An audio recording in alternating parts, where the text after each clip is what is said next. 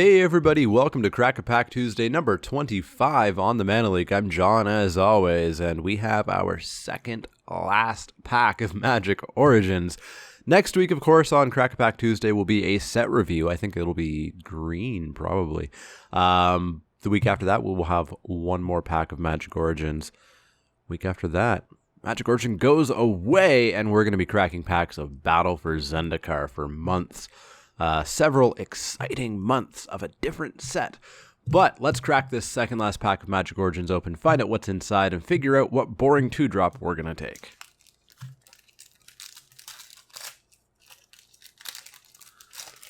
Well, there's a boring 2-drop right on top. It's not that boring. It's a pretty good 2-drop. It is Fetid Imp, 1 and a black for a 1/2 flyer. You can pay a black and give it Death Touch. This thing just really holds the sky, holds the ground. It holds everything. People are very hesitant to attack into this guy because he trades with basically everything. He's pretty good. I have never first picked him, and I don't know if that's right or not. He doesn't quite feel first pickable, but it's so good. But you wouldn't first pick Typhoid Rats. Maybe you'd first pick Mardu Hateblade, but yeah, I've never really taken this guy as highly as I feel that he's valued, but let's put him to the side. Maybe we'll do it today. Smash to Smithereens, another 2-drop, but this one's significantly worse. 1 and a red for an instant. Destroy target artifact. Smash to Smithereens deals 3 damage to that to that artifact's controller. This, of course, is totally sideboard card. You take this when you're red, and there's nothing else in the pack. You do not first pick it. A 4-drop, Nivix Barrier, 3 and a blue for a creature illusion wall. It's an 0/4. It has flash. It has defender. It is a wall. And when it enters the battlefield, target attacking creature gets -4/-0 until end of turn. I've played this way more than I should have because I've played, usually in sealed, a number of Willbreaker decks. And this, triggers, or this helps Willbreaker trigger with the target. It's really good if you're going to go late, if you're going to go long game, which of course you do not want to do in this format unless you have an extraordinarily good reason. So you're never going to take this and say, well, I guess I'm going to go long game. You're going to take this after you've decided to go long game. So this is just so far from first pickable. Next up, we've got Might of the Masses. Single green for an instant. Target creature gets +1/+1 until end of turn for each creature you control. Might of the Masses is pretty darn good, and a big part of that is the fact that it's a single mana. The single mana combat tricks are generally pretty good. Titan Strength, Might of the Masses, and Shrouding Mist. I can't think of if there's a blue one. Maybe there's not a blue one. Maybe it's not a full cycle. But yeah, it's solid. It does what it needs to do. Green, of course, is one of the weaker colors, but this is a decent card to be in there. You're not going to first pick this ever, and you're not going to take this over a creature. You're not going to take this over a card that affects the board. But if there's not a better card and you are in green, then this is a totally high pick, just like in Shrouding Mist, just like Titan Strength, but not a first pick, so not in our consideration. Hey, there's Titan Strength. There's what we just talked about. A single red for an instant. Target creature gets +3/+1 until end of turn. Scry 1. This was good in Theros. This is good in Magic Origins. Exactly what I said about Might of the Masses. You're not going to take this over a card that affects the board. But if you're red, and if there isn't a card that affects the board, you're probably going to take this and include it in basically every red deck. But not first pickable. Read the Bones, 2 and a black for a sorcery. Scry 2, you draw 2 cards, you lose 2 life. Just a solid all-around card. It slightly goes into a more controlling deck than it does a more aggressive deck. It obviously doesn't affect the board state. And if you don't do anything on turn 3, and especially if you didn't do anything on turn 2, you may just have lost the game in this format. But if you did do something on turn 2, if you have a really good late game deck, a good reason to be in there, then Read the Bones is a great inclusion. It feels like it's been slightly less good compared to Theros, but it still does the job. I still don't think I would first pick it, though, which means we're still looking at the Imp. Calculated Dismissal, 2 and a blue for an instant. Counter target spell unless its controller pays 3. Spell Mastery, if there are 2 or more instant and or sorcery cards in your graveyard, then you get to scry 2 after that. This is, of course, Mana Leak for 1 more, and Mana Leak for 1 more isn't really all that great, unfortunately. I felt like this was probably going to be an okay counterspell, but when this goes up against Clash of Wills or something, it's just nowhere near as good. I don't think I've ever really played this card, even in Sealed. I don't think I've played it. It just doesn't quite have a home, unfortunately, and certainly isn't first pickable. Next up, Llanowar Empath, 3 and a green for a creature elf shaman. It's a 2/2, and when it enters the battlefield, you get to scry 2.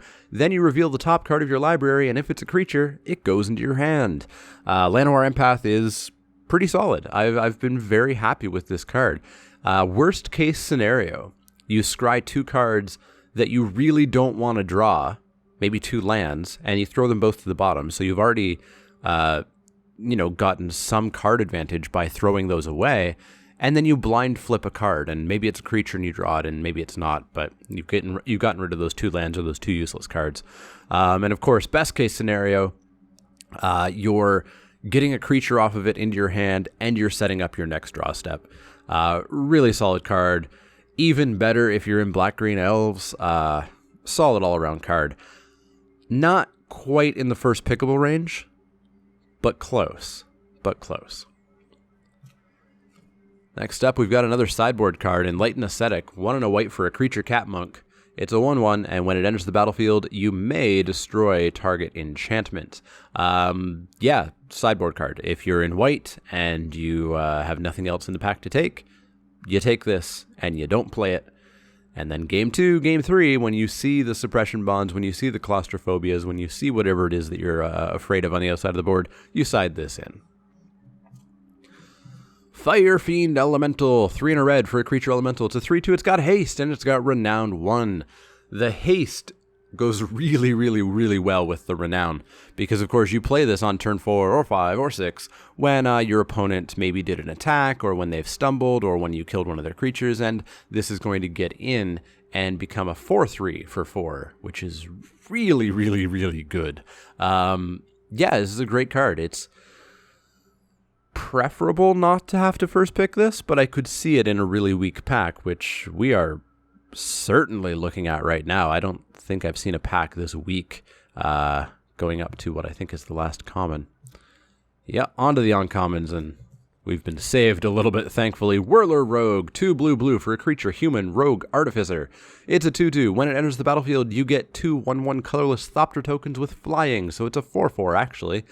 Plus, you can tap 2 untapped artifacts you control. Target creature can't be blocked this turn.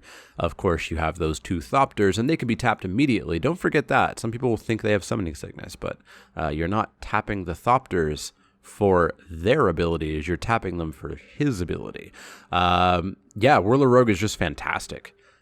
Doesn't even need to be in the blue-red Thopters deck. It functions the best in the blue-red Thopters deck, but it's just a super solid card. 4/4 for 4, already good. 2/2 of that is flying, great. Being able to make itself unblockable or something else unblockable by using those 2 Thopters, and if you have any other artifacts, it gets even better.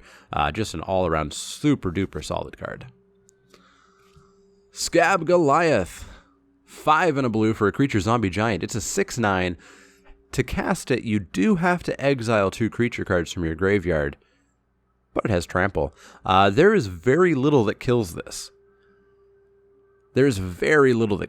You need to double or even triple block to kill this thing. Cruel Revival doesn't touch it because it destroys target non-zombie. Basically, Unholy Hunger, suppression bonds, claustrophobia is what's needed to kill this thing. Even Wild Instincts is going to be very difficult to actually kill this thing. It's really good. Unfortunately, it's expensive. It's a bare minimum turn 6.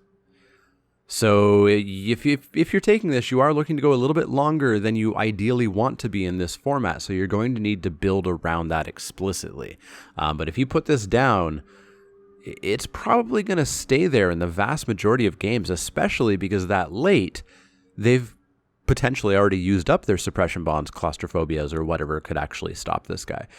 So Scab Goliath, I like it a fair bit. Dwynen's Elite, another good card, a 2-drop here. It's a 1 green for a 2/2 creature elf warrior, and when it enters the battlefield, if you have another elf, you get an elf. You get a 1/1 elf. So have an elf, get an elf. It's totally fine. It's a 2/2 for 2 that presumably you've built around to actually make it a 3/3 for 2, which is really, really, really good. Of course, goes fantastically in the green-black elf deck. I'm pretty happy with this card most of the time, but I don't tend to take it too highly, especially at my store where green-black elves is obnoxiously overdrafted. And I have yet to learn my lesson that just because I take a pack one, pick one Dwynen doesn't mean that I'm going to be able to remotely be able to draft the deck that wants to be in.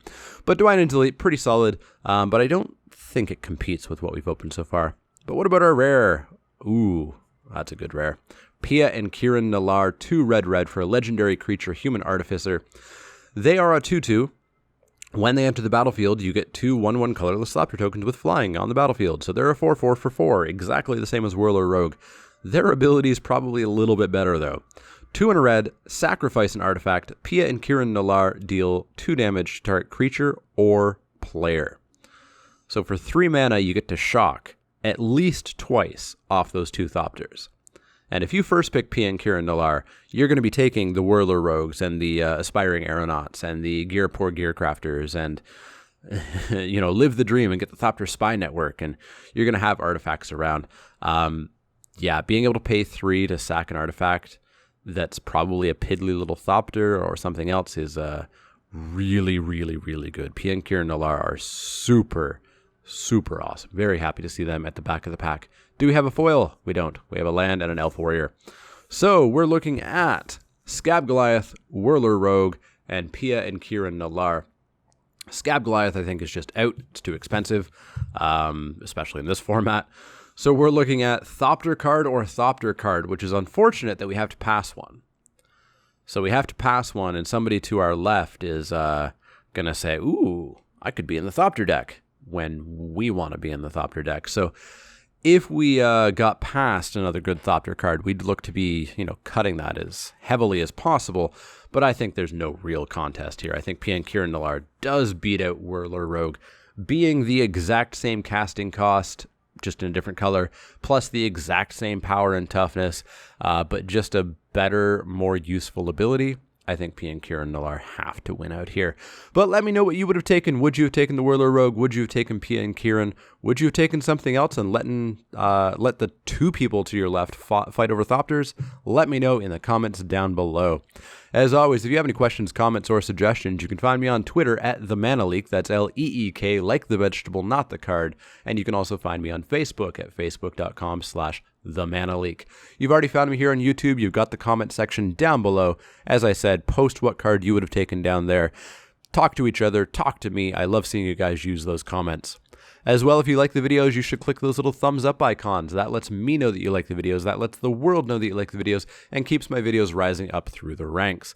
Finally, if you haven't subscribed, you should. There's a button below each video. There's a button in the outro of each video, and clicking that will keep you up to date on all the latest Crack-A-Pack Tuesdays, Wacky Wednesdays, Spiky Saturdays, and all the other videos that pop up here or there, such as the set review, starting in just a few days. On Friday, the first video should be up. You want to make sure you're the first to see those, so make sure that you do subscribe. But as always, if you have any questions, comments, or suggestions, let me know. Otherwise, I will see you all next time.